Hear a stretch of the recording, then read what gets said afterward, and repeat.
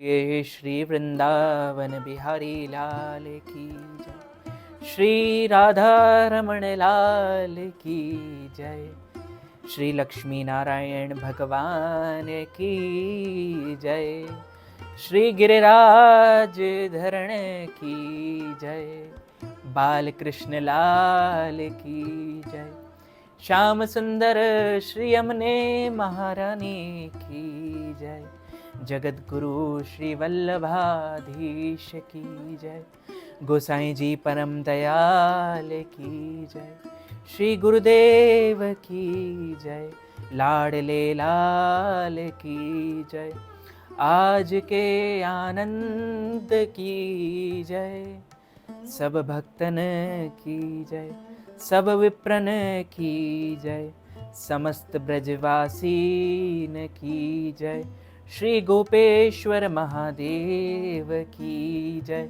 रस रानी की जय, रज रानी की जय, श्री राधिका रानी की जय, सब भक्तन की जय। बोलिए श्री लक्ष्मी नारायण भगवान की जय। जय जय श्री राधे, जय जय श्री राधे, जय जय श्री राधे। मोक्षदा एकादशी की पौराणिक कथा कुछ इस प्रकार है।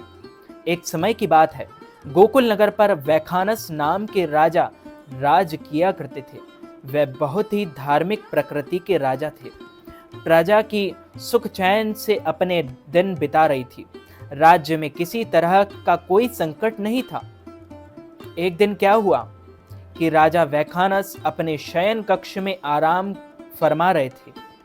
तभी क्या हुआ कि उन्होंने एक विचित्र स्वप्न देखा, जिसमें वे देख रहे हैं कि उनके पिता जो मृत्यु को प्राप्त हो चुके थे, नरक में बहुत कष्ट झेल रहे हैं। अपने पिता को इन कष्टों में देखकर राजा बेचैन हो गए और उनकी निद्रा भंग हो गई। अपने स्वप्न के बारे में रात भर राजा विचार करते रहे, लेकिन कुछ समझ नहीं आया। तब उन्होंने प्रातः काल ही ब्राह्मणों को बुलवा भेजा। ब्राह्मणों के आने पर राजा ने उन्हें अपने स्वप्न से अवगत करवाया। ब्राह्मणों को राजा के स्वप्न से यह तो आभास हुआ कि उनके पिता को मृत्यु पर्यंत कष्ट झेलने पड़ रहे हैं, लेकिन इनसे वे कैसे मुक्त हो सकते हैं। इस बारे में कोई उपाय सुझाने में अपनी असमर्थता जताई। उन्होंने राजा वैखानस को सुझाव दिया, आपकी इस शंका का समाधान पर्वत नामक मुनि कर सकते हैं। वे बहुत पहुंचे हुए मुनि हैं, अतः आप अतिशीघ्र उनके पास जाकर इसका उद्धार पूछें। अब राजा वैखानस ने वैसा ही किया और अपनी शंका को लेकर पर्वत मुनि के आश्रम में पहुंचे। मुनि ने राजा के स्वप्न की बात सुनी तो वे भी एक बार तो अनिष्ट के डर से चिंतित हो गए। फिर उन्होंने अपनी योग दृष्टि से राजा के पिता को देखा। वे सचमुच नरक में पीड़ाओं को झेल रहे हैं और झेल रहे थे। उन्हें इसका कारण भी भान हो गया।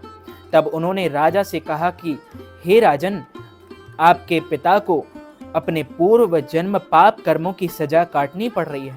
उन्होंने सौतेली स्त्री के वश में होकर दूसरी स्त्री को सम्मान नहीं दिया। उन्होंने रतिदान का निषेध किया था। तब राजा ने उनसे पूछा, हे मुनिवर, मेरे पिता को इससे छुटकारा कैसे मिल सकता है। तब पर्वत मुनि ने उनसे कहा कि राजन, यदि आप मार्गशीर्ष शुक्ल एकादशी का विधि विधान पूर्वक व्रत करें और उसके पुण्य को अपने पिता को दान कर दें तो उन्हें मोक्ष गति मिल सकती है। राजा ने ऐसा ही किया।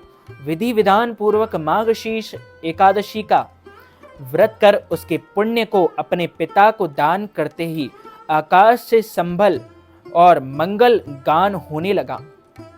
राजा ने प्रत्यक्ष देखा कि उसके पिता वैकुंठ में जा रहे हैं। उन्होंने कहा कि हे पुत्र, मैं कुछ समय स्वर्ग का सुख भोग कर मोक्ष को प्राप्त हो जाऊंगा। यह सब तुम्हारे उपवास से संभव हुआ है। तुमने नारकीय जीवन में मुझे छुटकारा दिलाया है। सच्चे अर्थों में पुत्र होने का धर्म निभाया है। तुम्हारा कल्याण हो पुत्र, तुम्हारी जय हो पुत्र, तुम्हारी सदा जय हो पुत्र। राजा द्वारा एकादशी का व्रत रखने से पिता के पापों का क्षय हुआ और उन्हें मोक्ष गति की प्राप्ति हुई। इसी कारण इस एकादशी को मोक्षदा एकादशी कहा गया। क्योंकि इस दिन भगवान श्री कृष्ण ने गीता का उपदेश भी दिया था, इसलिए यह एकादशी और भी अधिक शुभ फलदायी हो गई। अच्युतम केशवम राम नारायणम कृष्ण दामोदरम वासुदेवम हरि श्रीधरम माधवम गोपिका वल्लभम श्री जानकी नायकम श्री रामचंद्रम भजे जानकी मनोहरम सर्वलोकनायकम श्री शंकरादि सेवितम पुण्य नाम कीर्तनम श्री राम राम राम राम राम नाम तायकम राम कृष्ण वासुदेवा भक्ति मुक्तिदायकम राम कृष्ण वासुदेवा भक्ति मुक्तिदायकम हरे राम राम राम हरे हरे हरे कृष्ण कृष्ण कृष्ण हरे हरे श्री कृष्ण गोविंद हरे मुरारे। हे नाथ नारायण वासुदेव, हे नाथ नारायण वासुदेव, हे नाथ नारायण वासुदेव।